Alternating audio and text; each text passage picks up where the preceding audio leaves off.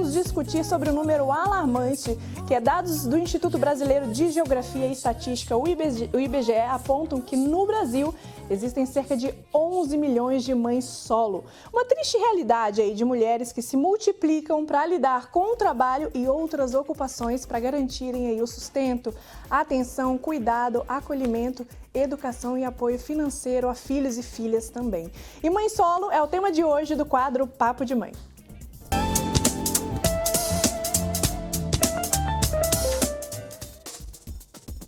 Bom, e quem vai falar com a gente sobre esse assunto é a psicóloga Renata Toleto, que já está aqui no nosso telão e vai conversar com a gente sobre esse assunto.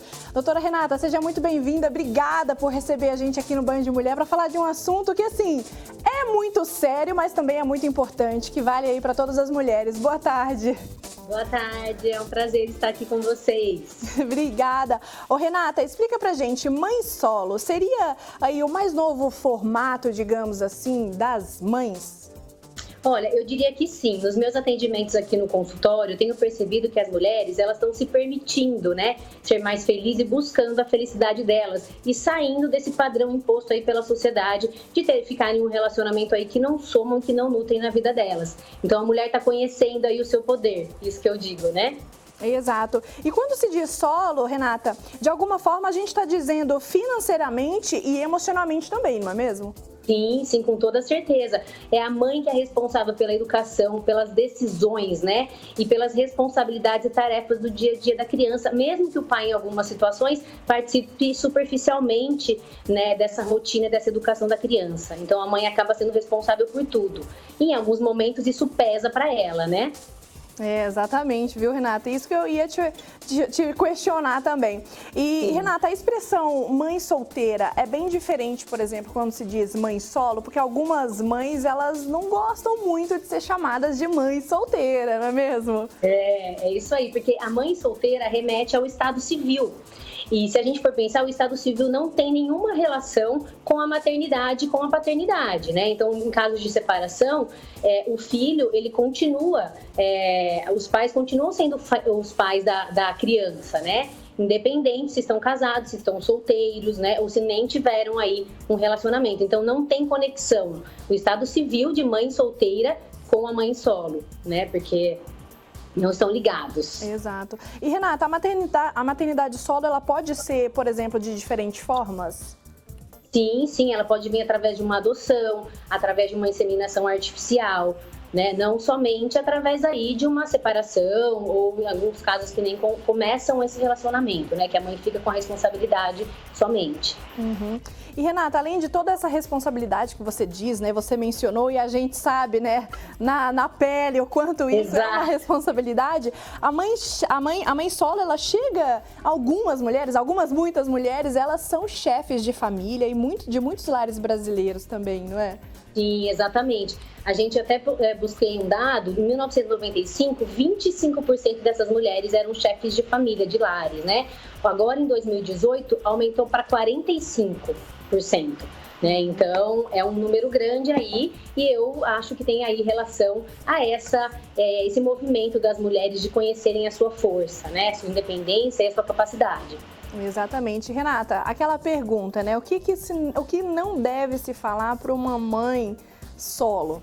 Tem aí algo que assim, a gente sabe que machuca, não é? Eu já tive relatos de mães que já contaram isso para mim, particularmente, mas assim, o que não deve falar, mencionar? Olha, eu acho que frases com conotações que passem incapacidade, né? Mas como você vai dar conta de tudo? Você vai educar sozinho? Cadê o pai, né? Questões nesse sentido e trocar por frases de apoio. Olha, estou aqui para o que você precisar, se você precisar de ajuda. Às vezes um simples levar na escola, um simples buscar aqui, ajudar ali, faz toda a diferença para essa mulher aí que está numa situação de sobrecarga, tanto emocional quanto aí de rotina mesmo, né? Uhum. E, Renato, no caso de uma mãe de primeira viagem sozinha, por exemplo, como que ela pode se preparar? O que você poderia dizer para ela? Olha, eu acho que o primeiro ponto é ter uma rede de apoio, né? Então, assim, alguém da família, uma mãe, uma irmã, se não for possível, uma amiga. Às vezes, uma mãe de um amiguinho da sala das crianças, isso é uma rede de apoio, né? Para conseguir dividir essas tarefas. Porque é que nem uma empresa, cada uma tem a sua função.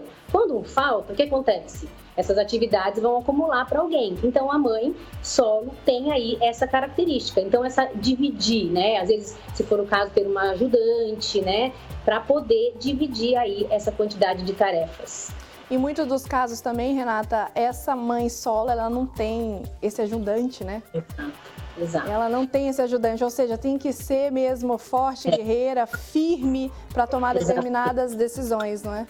E aí que é importante também entrar o autocuidado dessa mulher, né? O autocuidado, o autoconhecimento, né? Para ela ter um tempo para ela conseguir desempenhar os outros papéis, porque a mulher não é só mãe, né? Ela também é mulher, ela também é profissional, ela também é amiga, também é filha, então ela tem que ter aí, vamos dizer, esse tempo para ela se cuidar, para ela estar bem, se conhecer, em alguns casos aí até buscar uma ajuda profissional, caso necessário, né? Exatamente. Rê, muito obrigada pelo nosso bate-papo. Obrigada foi ótimo, obrigada, viu? Eu queria muito que você estivesse aqui no nosso estúdio para poder te conhecer, para a gente poder conversar mais sobre esse assunto. É tanta pergunta que a gente tem, né? Tanta dúvida. Eu, como mãe, eu tenho muitas dúvidas, né? Sim, mas, ó, eu te espero aqui no estúdio do Band de Mulher pra gente conversar. Obrigada, viu?